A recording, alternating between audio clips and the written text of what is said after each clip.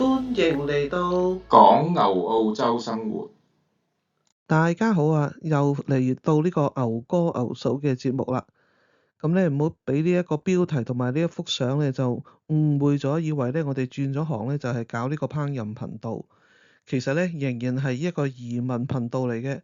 因為咧煮嘢食，即係如果你移民去英美澳加咧，自己煮嘢食同埋點樣慳呢個慳功夫咁去煮嘢食咧，係一個生存嘅技能嚟㗎。咁今日嘅主角咧就係豬腩肉同埋蘿蔔，有菜有肉。咁點解會係生存技能咧，或者生活技能咧？就因為喺呢啲外國地方食嘢咧就比較貴，同埋選擇比較少，所以自己點都要煮下。咁點解今期講呢個餸係預製菜咧？其實就係咁樣嘅，煮咗佢之後咧，咁咧其中一半咧就會即刻食，剩翻一半咧就會拎去即係雪凍咗，然後急凍咗。咁下一次拎翻出嚟食咧，就變成預製菜啦。主角登場啦，就係豬腩肉啦。咁呢嚿豬腩肉咧，差唔多係1 kg。咁以我同阿牛嫂嘅食量咧，就夠我哋2個人食2餐嘅差唔多。咁就會見到啦，大約18蚊1 kg。咁啊，呢嚿嘢都差唔多18蚊啦。順帶喺度俾個 tips 大家啦。咁如果你喺超市啊，或者係其他地方啦，買一啲預製菜啦，或者急凍食品啊，例如餃子啊、啲咩丸啊嗰啲咁嘅嘢咧，如果你想比較保證咧係買到喺澳洲生產嘅咧，你就買係豬肉嘅製品啦。咁啊，雖然我唔知有冇啲咩法例啦，但係根據我哋嘅經驗咧，喺呢啲即係買呢啲急凍嘢、預製嘢嘅時候咧，如果佢係豬肉成分嘅嘢咧，基本上100%咧都係澳洲生產嘅，差唔多嚇。不過咧，罐頭就另計啊，罐頭有可能咧就係外地嚟嘅，就唔係本地嘅豬嚟嘅。咁第一個步驟咧就剪開個包裝啦。咁呢嚿肉咧就因為預你燒嘅，已經戒好咗噶啦。咁你見到5花腩啦，咁就首先就剪開咗做2份啦，因為分2餐食啊嘛。咁我習慣咧就一定會洗嘅。咁大家食隨尊便啦，中意唔洗就唔洗啦，冇乜所謂嘅。不過如果洗嘅話咧，就最緊要清潔翻附近嘅環境，唔係一陣間啲生嘢咧交叉感染就食到屙啡啡㗎啦。咁跟住咧就將剪開嗰2嚿豬腩肉咧，就盡量平放喺一個夠大嘅煲啦，就盡量避免佢折埋啦。咁啊會燜嘅時候咧就會燜得腍啲，容易啲。咁話明老豬肉啦，梗係要有滷味嘅香料啦。咁呢個滷味嘅香料咧，我哋咧就係買現成嘅。咁喺亞超嗰度有得賣㗎啦。嗱，戴定個頭盔先啦，我哋就唔係幫呢隻牌子賣廣告啊。不過咧，只係想講咧，我哋唔會買啲科技很活嘅嘢嘅。咁呢個滷味嘅香料咧，就係來自台灣嘅。咁亦都見過有來自新加坡嘅。咁某國咧就唔買㗎啦，因為科技太活啦。嗱，咁放大俾大家睇下個成分啦。咁如果識得自己有時間整咧，你自己都可以整翻嗰個滷味嗰個配方嘅。咁我哋貪方便咧就買現成嘅。咁基本上都係手板眼見功夫㗎啦，拆咗個膠袋，成包嘢放落去，咁就搞掂㗎啦，冇乜特別花巧技術嘅嘢可言啊。咁有睇開我哋 channel 嘅朋友咧，應該都知道我哋咧有種嘢嘅。咁呢條咁嘅葱咧，咁其實咧就係我哋自家種嘅。咁啊收咗翻嚟，咁啊今次就啱用啦。雖然咧係自家種啦，但係就都係要洗下嘅。雖然就冇農藥。咁大棵葱咧，咁就打個裂咧，咁又冇咁壓住啲位咧，陣間咧就容易啲浸過面啲水。咁啊加咗葱咧，味道咧又可以再豐富一啲啦。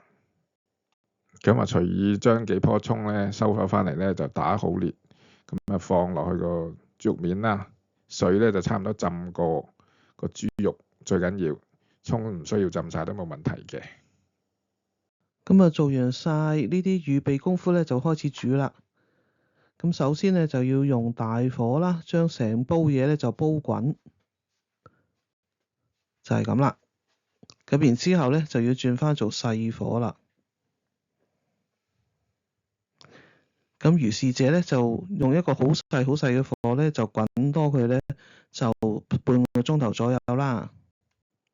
咁啊為咗確保唔好煲過籠咧，就最好校定個鬧鐘啦。咁按時咧就要熄火。咁我知有啲其他人嘅做法咧，可能就係 keep 住個細火咧，就燜1個鐘至1個半鐘頭啦。咁但係我自己試過好多次燜嘢咧，就發覺呢個煲一轉時間，然之後攤凍佢，再煲，咁呢一種又熱又凍嘅做法咧，其實煲出嚟個效果咧，啲豬肉咧就會腍好多嘅。好啦，煲完30分鐘啦，咁我哋就熄咗佢啦。咁然之後咧就唔使開蓋嘅，由佢焗住慢慢攤凍。咁喺度攤凍緊嘅期間咧，咁我哋可以其實做其他嘢啦，咁就唔會嘥咗啲時間嘅。咁到佢差唔多凍晒咧，就可以開翻個火啦，又再煲滾佢。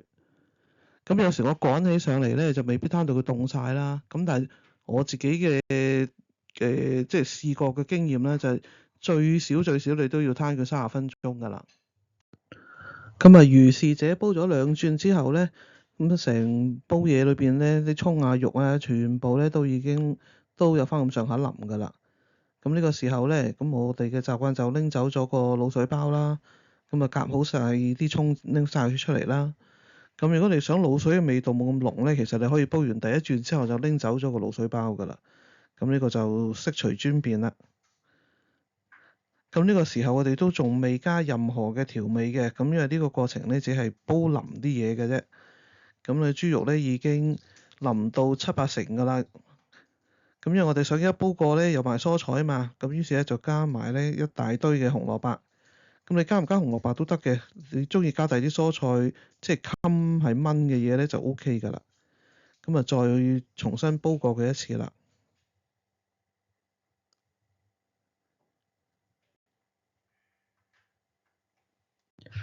咁呢個時候咧，亦都係加調味同埋加呢個整色整水嘅時間啦。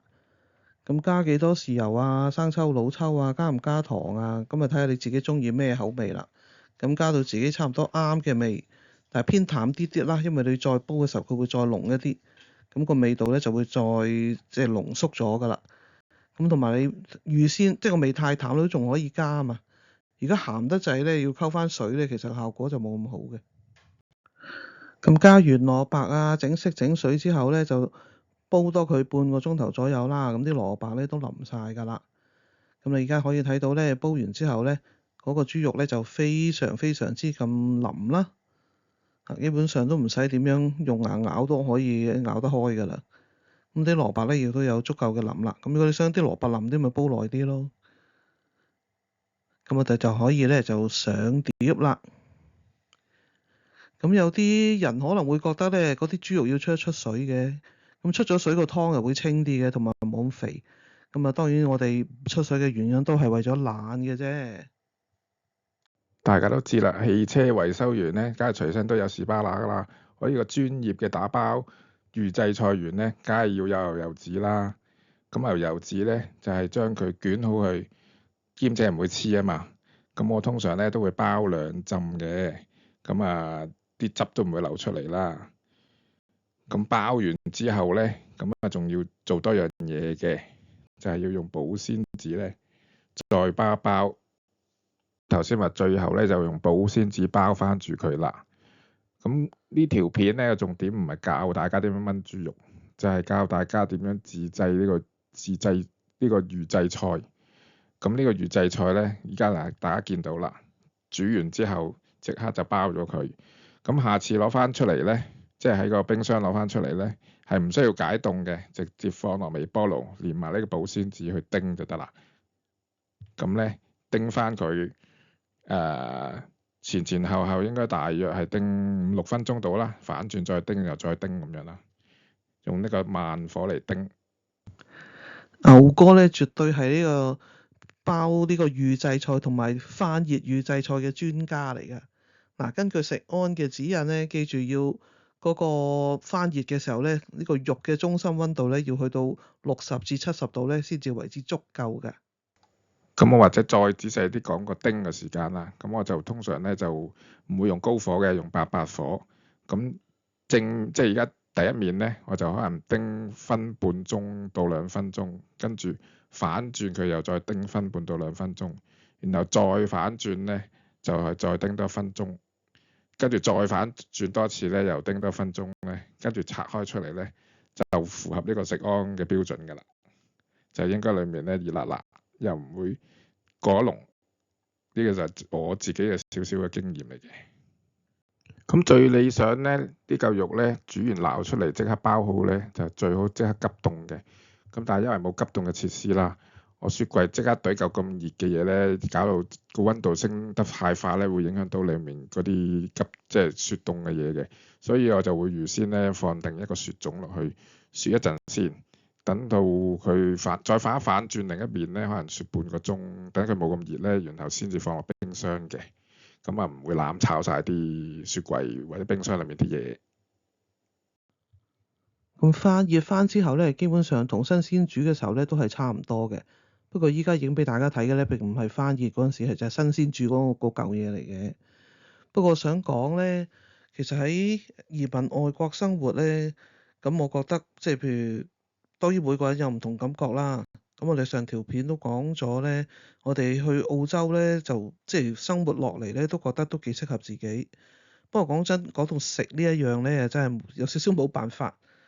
咁唔係話澳洲啲 cafe 啊，或者係呢度啲其他即係其他嘅西餐啊呢啲嘢咧唔好食。咁但係始終我哋食咗咁多年呢一個中式嘅口味咧，咁都係中意食中式嘅嘢嘅。咁外邊冇得食或者比較難揾到啦，咁啊唯有自己煮啦。